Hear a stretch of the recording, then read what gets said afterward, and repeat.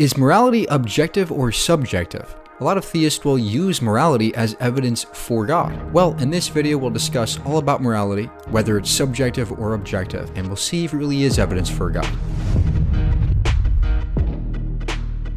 So, to start, there are really two main positions that philosophers hold to when it comes to morality: moral realism or moral anti-realism. Moral realism is the notion that there are objective moral facts, that some moral propositions are true beyond what anybody thinks or feels about them. They're completely stance-independent, completely mind-independent facts about reality. Moral anti-realism is the opposite, and that position is the notion that there are no true moral propositions at all, that morality is most likely mind-dependent, dependent on our stances or opinions and preferences.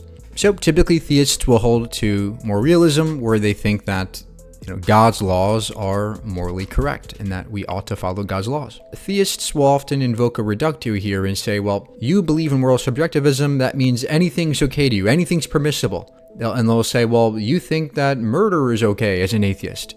And no, this is a non sequitur. Just because we hold that morality is subjective, it doesn't mean that we think that murder is okay. We understand that there's no objective truth to murder being wrong or good. But the point is, we have opinions as to what is good or bad, and other people disagree with us. But just because they disagree with us doesn't mean that we think it's now permissible for them to do what they want.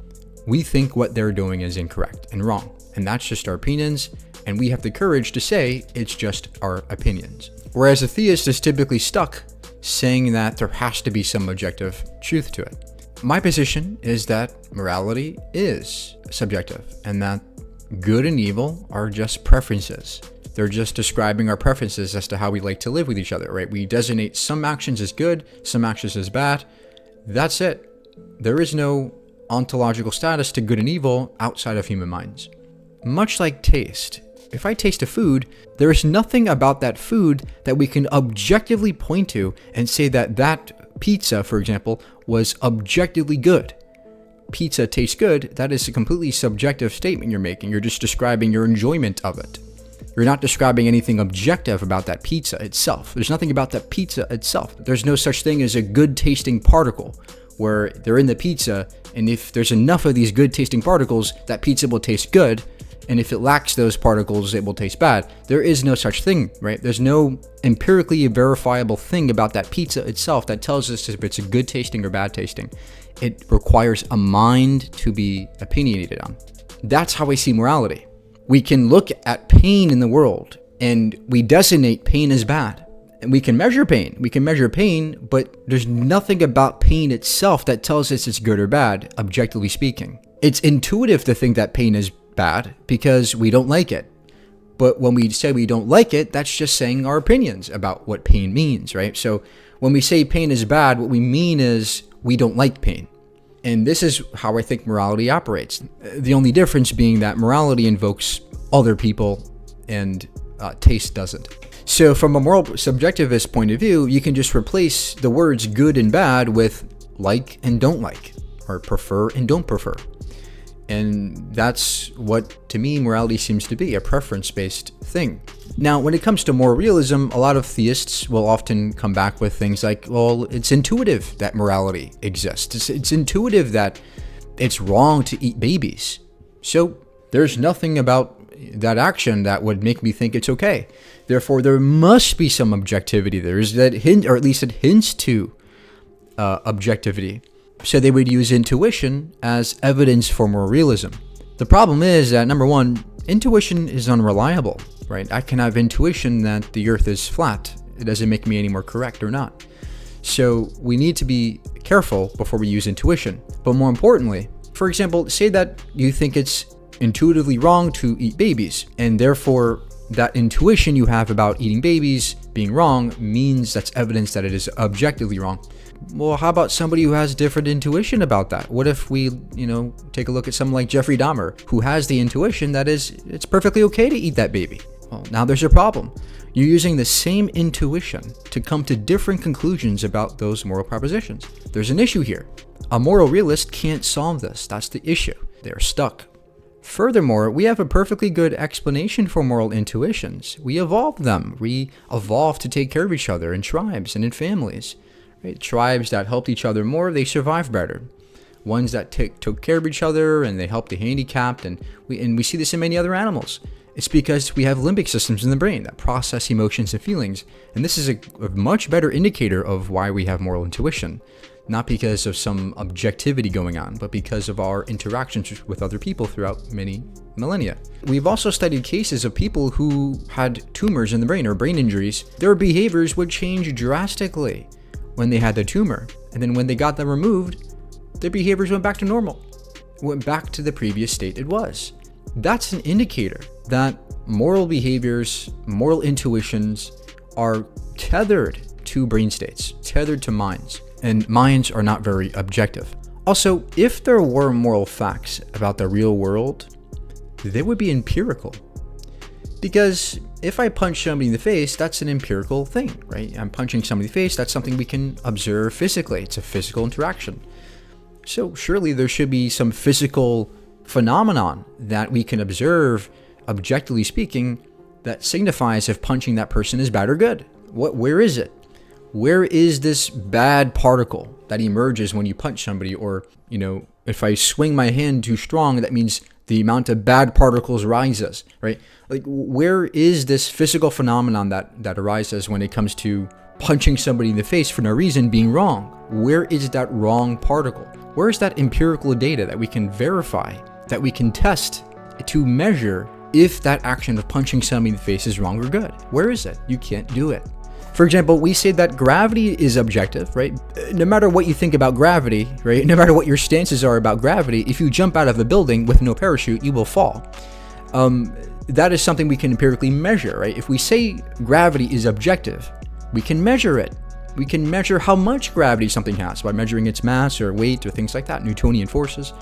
We can measure gravity. And the more mass something has, the more gravitational pull it has. That is an objectively verifiable thing. That's why we can say gravity is objective. So when we say morality is objective, what are you measuring?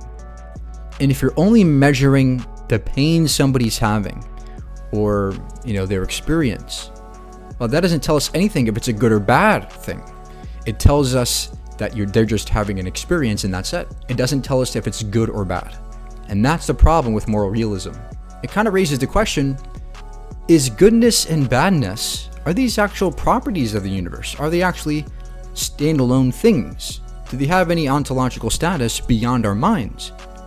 And I don't think they do. I think that goodness and badness are not even real properties. They're just preferences. This is why some moral anti-realists would even agree that moral realism or making moral claims about something is incoherent. Right? Making a value judgment about something being good or bad objectively, what do you even mean by that, right? What does it even mean to say? So these are some issues with moral realism. And saying God grounds morality doesn't solve anything for you as a moral realist. Most theists agree that God is a mind, and minds are by definition subjects. So when you say that God has morality, you're just describing God's subjective opinions about what is good or bad. We have the same capacity as moral agents to have subjective opinions too. So God's morality is no better than ours. It's just his opinion as well. This forces many theists to say that morality has ontological status in God's nature. They will say things like, God's nature is good. His nature is good. But first of all, how do you determine that God's nature is good in the first place? What are you using? How are you measuring God's goodness? In what way you're doing that? Well, this leads to a very slippery slope. Because if you're going to say that whatever God does or says is good, the first thing that God does that you disagree with, well, there's an issue there. There's incoherency there. There's a hypocrisy. There's a contradiction in your view now. Now you're saying that God's nature is good, but I disagree with one of God's actions. So you're kind of just arbitrarily defining God as good, which is just a tautology. It doesn't do anything for you. But also, why ought we follow God? If God is good, why ought we follow God? Why ought we do good? Why? And this question is a big question for theists. What about God's nature tells us that we ought to follow God? What about it tells us that we must follow God? If you ask a theist, why ought we follow God? They'll say, well, to get to heaven. Okay, why ought we get to heaven? Oh, to have a relationship with God.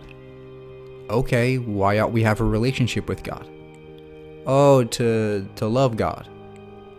Okay, why ought we love God, right? Why ought we? This leads to circularity here. Now you're just saying, oh, because. It go on forever. There's no reason. There is no necessary logical reason why we ought to do what God says or does or is. You'll never get to an objective reason why we ought to do what God says. It always ends up being our preferences, back to our preferences. Why ought we go to heaven? Because we want to go to heaven. We want to love, right? It always ends up back on ourselves, what we want for ourselves, what we want. And now the theist is arguing for moral anti-realism, just our preferences as to how we want to be. You just prefer to follow God, if that's the case, right? Theists just prefer to follow God. And to me, that sounds like moral anti-realism, not moral realism. So it just makes way more sense to say that, yep, morality, it's subjective, it's just preference-based. We have opinions as to what we like or don't like about each other, living together in a society. That's it. Done. It's valid. It has the same explanatory power, if not more explanatory power, than the theistic morality. And it works. And it's a way more simpler way of seeing things. But also, secular morality is pure. It's way more pure. Because we're not bothered by what God wants to do or what God's plan is for us or what God's opinion is. We are more concerned about what people want, what people around us want. Because as a theist, you're just following God's commands. You're just following God's orders. That's not morality to me.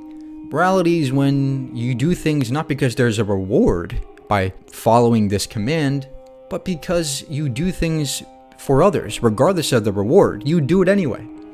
And that, to me, is a more pure sense of morality. Because you're not listening to people. You're not listening to what people really are experiencing and really want. You're kind of neglecting other people and saying, well, God's plan is more important, or God's commands are more important. And in that process, you could be causing even more harm to people, causing more suffering to people, more pain to people. So a lot of theists will say, well, your morality changes. Yeah. A good moral system is one that adapts to new information about how people want to behave and want to be treated. That's a beautiful moral system. It adapts to what people really want for their lives. It adapts to what people are really saying and experiencing. We actually observe the real consequences to our actions and we listen. Whereas a morality where people are only willing to listen to what God commands will never listen to what people really experience.